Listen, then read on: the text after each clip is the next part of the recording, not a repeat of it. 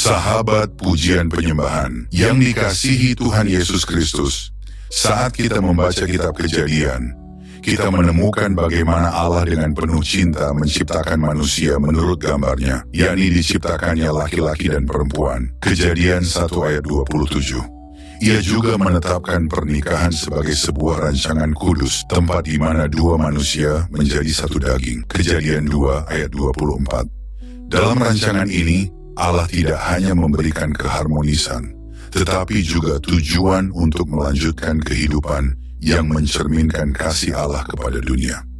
Ketika kita memahami rancangan ini, kita diingatkan bahwa hubungan manusia bukanlah sekadar tentang kesenangan pribadi, tetapi sebuah panggilan untuk memuliakan Sang Pencipta.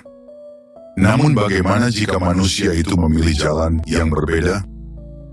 Ketika seseorang berjalan keluar dari kehendak Allah, ia kehilangan damai sejahtera yang sejati. Sahabat terkasih, kasih Allah tidak pernah salah arah, tetapi dosalah membawa manusia menjauh dari rancangannya. Apakah kita mau mendengarkan teguran Allah dan kembali kepada jalannya? Semua pilihan ada di tangan kita masing-masing. Perjuangan melawan dosa yang mengintai. Sahabat pujian penyembahan terkasih, terkait dosa Allah tidak sungkan-sungkan untuk menegur, bahkan hingga menghukum umatnya yang hidup tidak berkenan kepadanya karena melakukan dosa dengan melanggar ketetapan Allah. Salah satunya adalah melanggar larangan hubungan sesama jenis. Imamat 8 ayat 22, Imamat 20 ayat 13. Mengapa demikian? Sebab dosa adalah sesuatu yang merusak, bukan hanya bagi diri sendiri, tetapi juga bagi komunitas dan juga bagi kemuliaan Allah. Sahabat terkasih, contoh nyata, hukuman Tuhan bisa kita lihat dalam kehancuran Sodom dan Gomora. Kejadian 19 ayat 1-29. Dosa mereka tidak hanya mencakup kesombongan dan ketidakadilan, tetapi juga perilaku seksual yang menyimpang.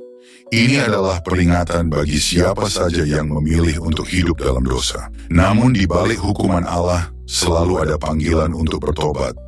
Allah tidak menghendaki manusia binasa, tetapi menginginkan semua orang berbalik kepadanya.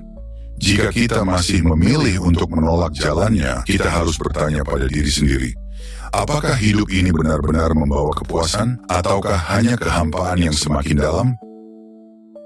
Tubuh kita adalah bait Allah yang kudus. Sahabat pujian penyembahan terkasih, Rasul Paulus dengan tegas mengingatkan kita bahwa tubuh kita adalah bait Roh Kudus. 1 Korintus 6 ayat 19 dan 20. Ini artinya tubuh kita adalah milik Allah dan harus dipakai untuk memuliakannya. Hubungan seksual yang tidak sesuai dengan kehendak Allah berarti mencemari bait itu dan menyakiti hati Allah. Dalam Roma 1 ayat 26 dan 27, Paulus berbicara tentang bagaimana manusia, karena menolak kebenaran Allah, akhirnya menyerahkan diri pada nafsu yang tidak wajar. Ini bukan sekadar tentang orientasi seksual, tetapi sebuah gambaran besar tentang bagaimana dosa menguasai hati yang tidak mau tunduk kepada Allah. Namun tentu saja ada kabar baiknya. Ketika kita mengambil komitmen untuk hidup dalam Kristus, kita dapat dimerdekakan dari perbudakan dosa. Yohanes 8 ayat 34-36. Sahabat terkasih di dalam Tuhan Yesus Kristus, kaum LGBT dan siapa saja yang bergumul dengan dosa seksual, Allah memanggil Anda untuk menyerahkan seluruh hidup kepadanya. Apakah Anda siap untuk mendengar panggilan ini dan mengalami kebebasan sejati? Panggilan untuk hidup kudus. Sahabat terkasih, Allah memanggil kita untuk hidup dalam kekudusan. 1 Tesalonika 4 ayat 3-5. Ini berarti kita wajib meninggalkan gaya hidup yang bertentangan dengan kehendaknya dan membiarkan Roh Kudus bekerja dalam diri kita untuk mengubah hati dan pikiran kita. Hidup kudus bukanlah sesuatu yang instan atau mudah, tetapi sebuah proses pertumbuhan dalam kasih dan kebenaran.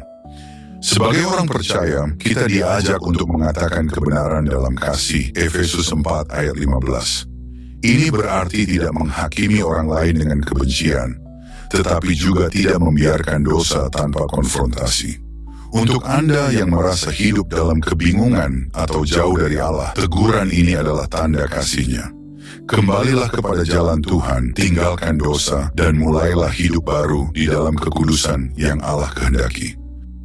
Harapan dalam Kristus. Sahabat pujian penyembahan yang dikasihi Tuhan Yesus Kristus, di tengah pergumulan melawan dosa, selalu ada harapan di dalam Kristus. Paulus mengatakan, jadi siapa yang ada di dalam Kristus, ia adalah ciptaan baru. 2 Korintus 5 ayat 17.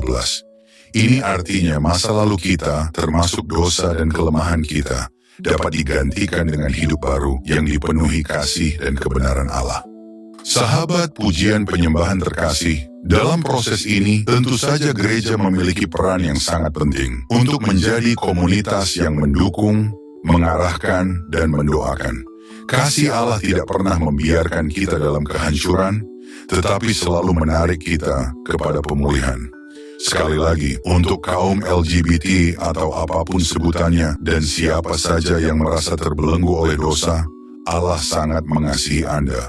Saat ini Allah sedang menanti Anda dengan tangan terbuka.